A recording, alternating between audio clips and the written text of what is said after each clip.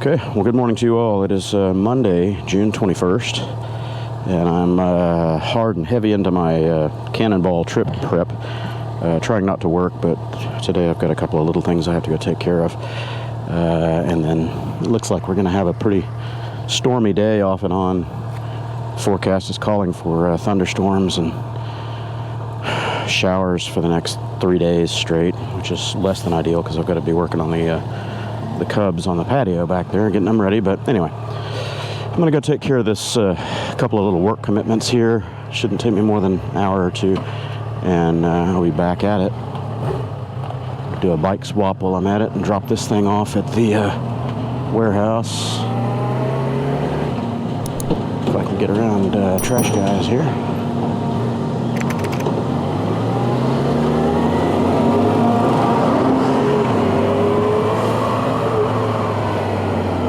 I need to go pick up my Ducati from my buddy's garage. They need some space in there to do some work, and I need to get that thing out of there anyway, so I'm gonna go pick that up. I'm gonna stop and do a little bank run real quick. I need to go meet them to swap this, and then I'm gonna pick up the Ducati, and then I've got one other work commitment, and then it's back to the house to work. More work of different flavors. It's not the kind that's making me money, but it's work nonetheless. Oh, brother.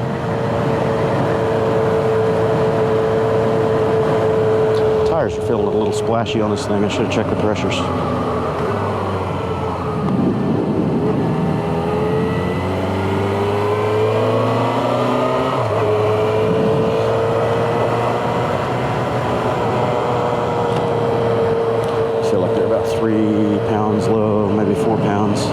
Steering's a little heavy. It's been sitting in the warehouse a while. I didn't check it when it came back from the warehouse, and I didn't check it at home. So I need to get a compressor at my warehouse. All the stuff I've got there. I don't have a full tool set or anything to do my work on the bikes there. I probably should transplant a lot of my tools and those projects to the warehouse, just make my life a little more organized. But I definitely need a compressor there. I need to get a couple more battery tenders too. I'm running thin on several of my batteries that need topping off for long-term storage.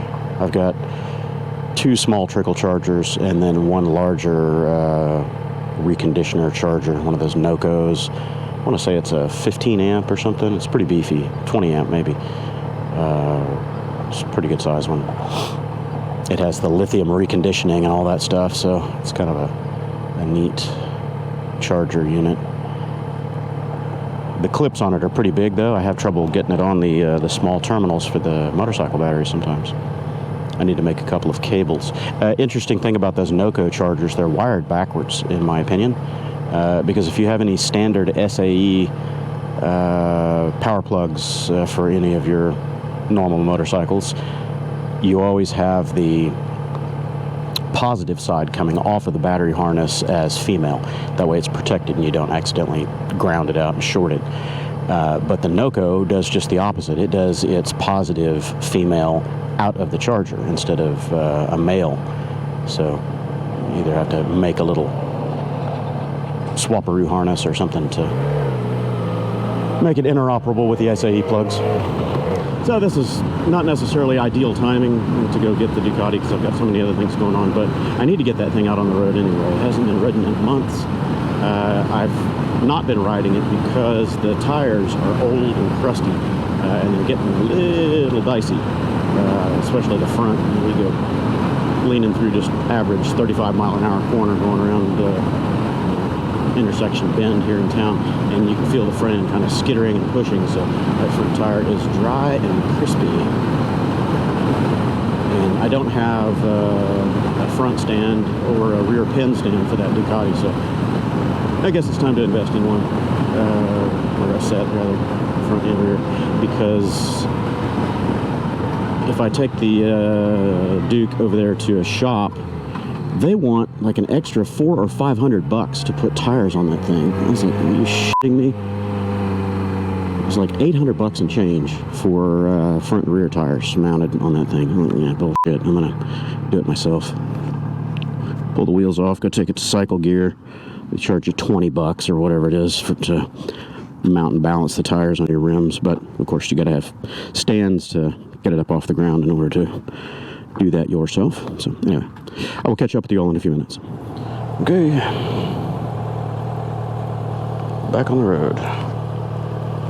This thing's so dirty. Didn't have a chance to wash it when I was at home this last weekend. Whoopsie, or yesterday. I haven't had it at home for what, maybe 2 days.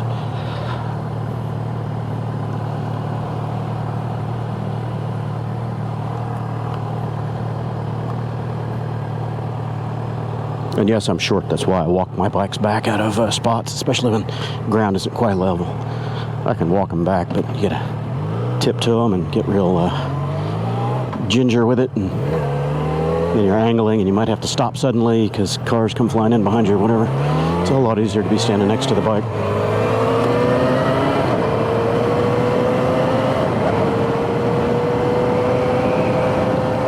I started doing that, just walking them in and out of the spots, or backing them into spots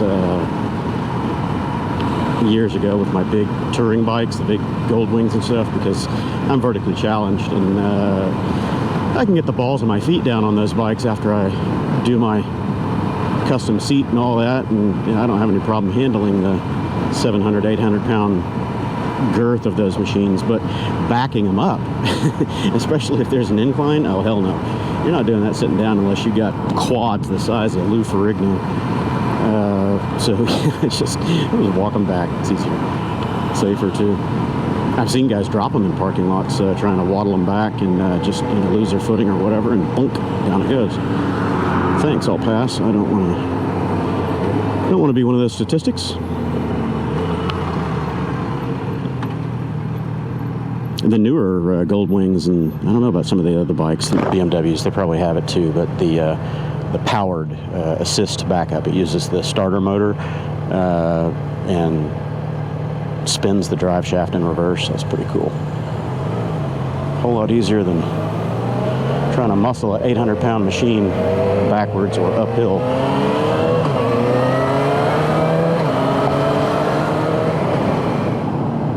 I don't know if you can see the reflection on that little traverse in front of me, the headlights on the bike. I like having the driving lights on the front of these bikes to act as extra forward conspicuity.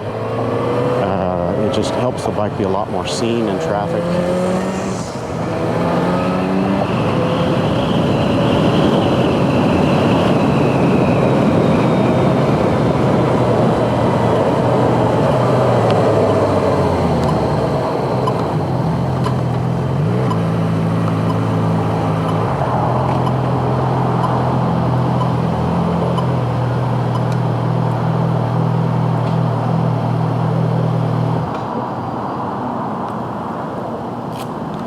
Okay, I've arrived and have him open the gate and get this bike out of here for now.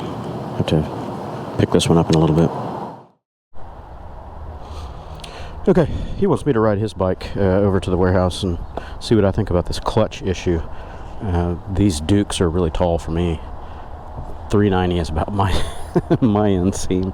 I'm so short. 29, 30-inch inseam. Seat height on these is pretty high. I think it's 33 inches and change. And they're not that narrow at the waist right here. So I'll just 1-foot it. All right, see if I get the key out of my pocket. KTM. Are we in neutral? Yes, we are. All right, sounds vicious.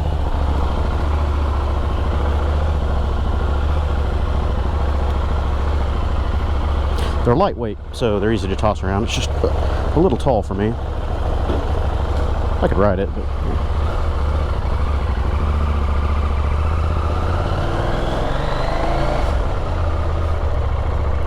And it is raining. I'm waiting on that guy. Dude, it's raining good. I'm gonna get soggy on the way home. Didn't bring my rain gear as usual.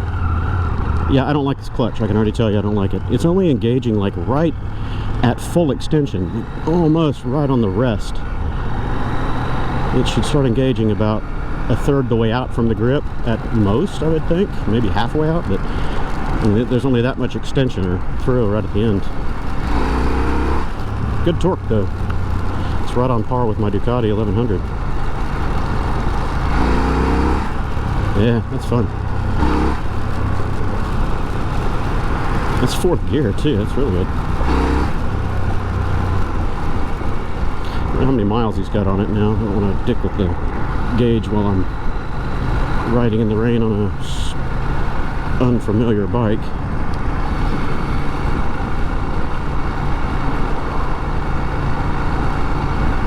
The seat on this thing is a plank. Oh my god. It's rock hard. I think I've sat on pine boxes that are softer than this. The ergonomics are very good though. I haven't actually ridden one of these. This is the first time I've been on one. I've ridden the Duke 390, 690, and the 1290, but it's been a while. Ergos on this are pretty good. The clutch take-up is very light. It's very predictable, but it's just all right there at the very end. That's odd.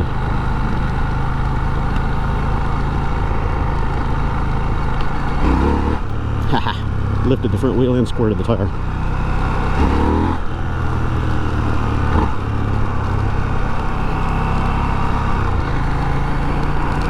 It's got bird shit on this mirror. Great.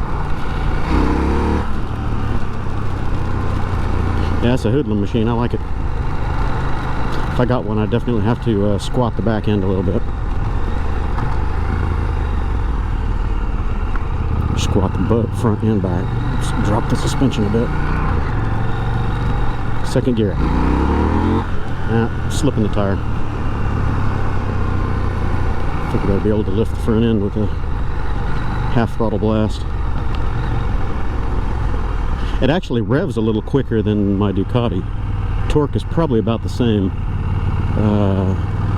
Ducati doesn't rev up as fast, but it's got just as much oomph.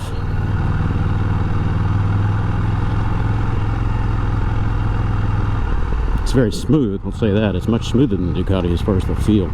It's not as much vibration and knocking around. Okay, so I'm going to put this thing in the garage for him and get my other stuff out and go in here. Well, that side stand's really stiff. Okay, well, swap is done. I don't know how much battery I have left in this camera. It's about to go croak. Did my couple of little work engagements and swap around stuff that I needed to do, and now it's just head back home, get out to Katy before the real rain starts to dump.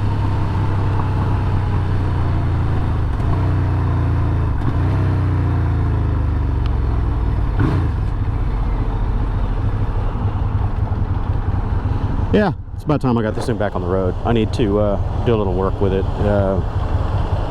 Changed the oil and put a starter in it and some other stuff a little while back, and I smell a little bit of burning oil, so I don't know if that's just a remnant that, you know, was spill from the oil change and all that, but I need to hose it down with some brake cleaner and figure out if it has an oil leak. If it does, I need to get some gaskets.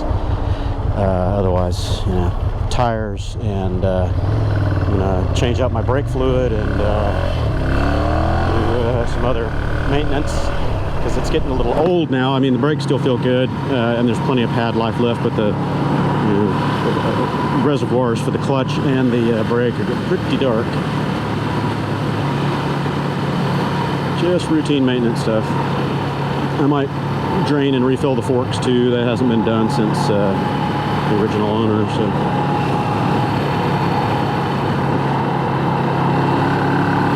Coming out with you guys, like it or not.